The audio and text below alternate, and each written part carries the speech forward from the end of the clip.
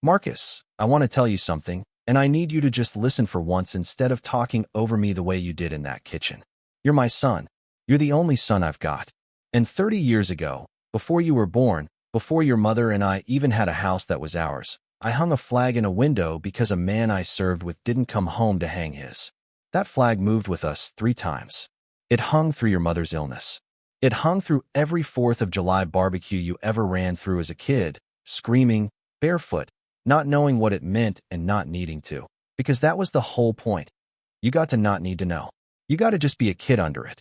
So when you sat across from me at that kitchen table 2 weeks before your wedding and told me the flag in the living room window would ruin the aesthetic of your engagement photos, that a photographer from the venue had concerns, I want you to understand what I heard. I didn't hear a request about photography. I heard my son, my only son, telling me that 30 years of a man's memory was a decorating problem. You didn't ask about the flag. You never have. 28 years living under that roof, and you never once asked me why it was there, who it was for, what it cost. You assumed it was just a thing old men do. Patriotic wallpaper, something left over from a version of me you'd already decided was outdated. You called it the flag thing to your fiancé.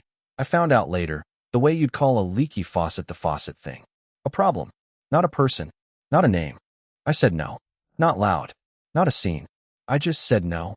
And you looked at me like I'd said something unreasonable, like I was the one being difficult 2 weeks before your wedding. You said it's one day, Dad. You said it like one day erases 30 years. So I told you, calmly, I want you to remember this part was calm, that if my flag couldn't be in the house for your photos, then I wouldn't be either. And I left. I want you to sit with how quiet that room got. You never asked what that flag cost me to hang the first time. You assumed silence meant there was nothing underneath it. You were wrong, and you've been wrong about a lot of things you never bothered to ask about, so let me tell you now, since apparently this is the only way you'll hear it. His name was Dale Whitfield. We went through basic together, we deployed together, and I came home, and he didn't, and nobody hands you a manual for what you're supposed to do with that. What I did was hang a flag. Every year on the anniversary of the day we lost him, I called his mother until she passed, and then I called his sister, and I still do. You've met her at exactly one holiday, when you were 9, and you called her dad's work friend's mom, because that's the level of attention you were paying. You assumed the flag was decoration. You assumed the phone calls I made every March were just me being sentimental about old Army stuff. You never asked why March. You never asked why her, specifically, out of everyone I served with.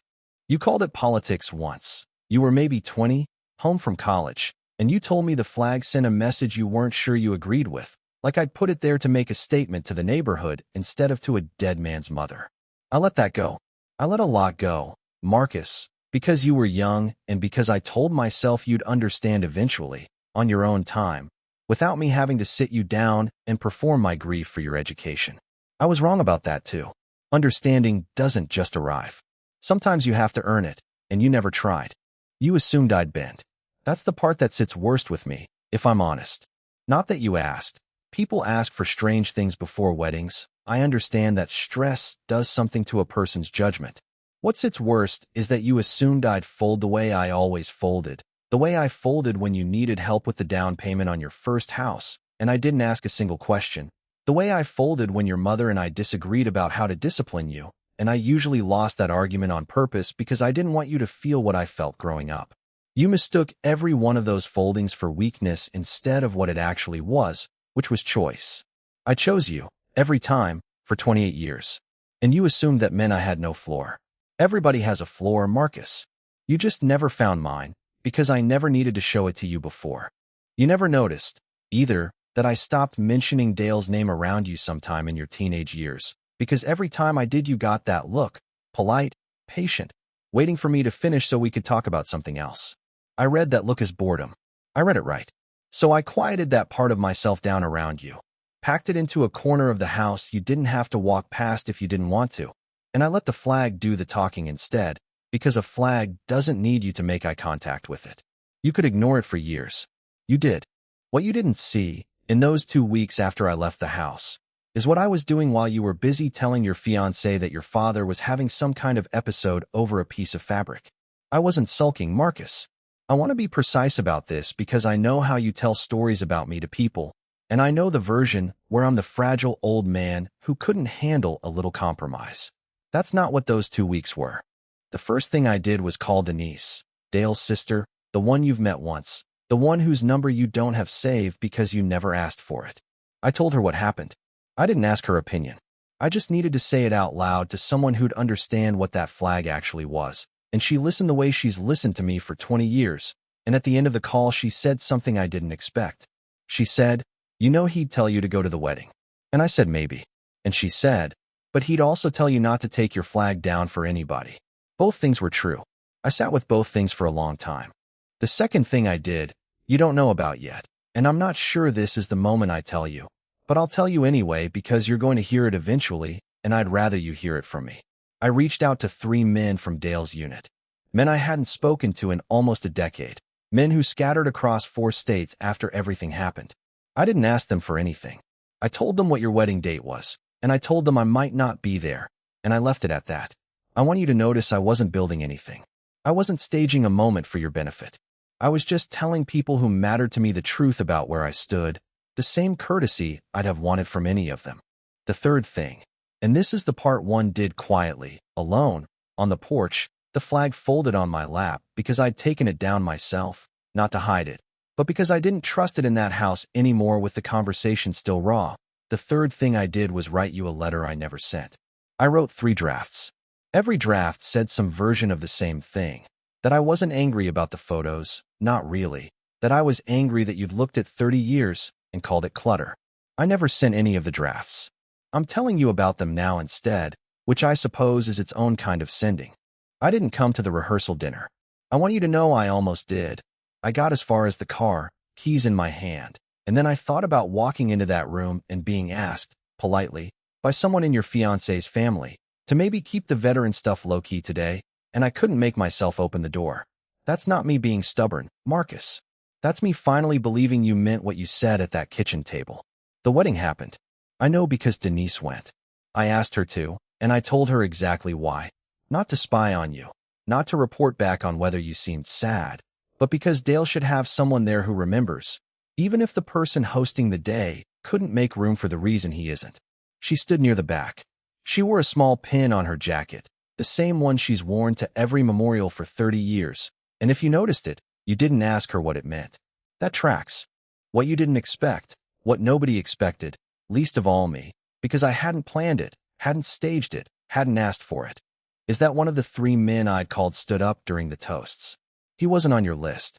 He wasn't supposed to speak, but he'd flown in anyway, quietly, sat in the back near Denise, and when the best man finished, and there was that little lull where anyone can raise a glass, he stood, in a room full of people who didn't know him, and he said your father's name. He told them about Dale. Not the whole story, just enough. Just that there'd been a man, and a promise, and 30 years of a flag hung in good faith by someone who never once made you kneel in front of it or explain it or perform patriotism for the neighbors, who just quietly kept a promise in a window, because that's what you do when someone doesn't come home, and you did. He said my name too. He said, "Some of you might have noticed he's not here today." I think that tells you something about how seriously he takes what that flag means. I flew in because I wanted at least one person in this room to say his name out loud, since he wasn't going to. You stood there. You didn't know what to say? Denise told me you went pale, that your new wife looked at you. Really looked at you, for the first time all day like she was doing math she hadn't done before, and that the room went quiet in a way wedding receptions don't usually go quiet. You'd spent 2 weeks explaining me away as sentimental and difficult, and a stranger had just stood up in front of everyone you were trying to impress and told them, gently, without malice, exactly what you'd asked me to fold up and put away. You didn't ask for that moment. Neither did I. But I won't pretend I'm sorry it happened, because you needed to hear from someone besides me that the thing you called clutter had a name, and a face, and a sister who still wears his pin 30 years later. You should have listened the first time I told you. I heard the rest secondhand, that your new mother-in-law asked Denise who the veteran family friend was, and that Denise, God bless her, told the truth plainly, the way she always does, and that by the time the cake was cut half the room understood something about you that you hadn't planned on them understanding. I didn't design that. I want to be honest with you about that, because I know how this story could sound if I let it sound like a trap I set. It wasn't a trap. It was just what happens when you try to make a man's grief invisible, and there are still people in the world who refuse to let it be. You call me the next day. I let it go to voicemail, not out of spite, but because I needed to hear the message before I decided what kind of conversation I was ready to have. You didn't apologize in that message. Not really. You said it was a lot. You said you didn't expect that. You said you hoped I wasn't trying to embarrass you. I want you to know that stung more than the flag comment did, because it told me you still hadn't understood what the day had actually shown you. You were worried about embarrassment. I was thinking about a man who never got a wedding of his own to worry about. But you called again a week later. That one I answered. Your voice was different, quieter, and I don't think you knew what to say any more than you did standing in that reception hall, which I actually respected, because at least this time you weren't performing certainty you didn't have. You asked about Dale. First time in 28 years you asked me a real question about him. His name, how we met, what kind of man he was. It was a small question. It was late. But it was a question, and I'm not going to pretend that didn't matter to me. I'm not going to tell you everything's fixed, Marcus, because it isn't.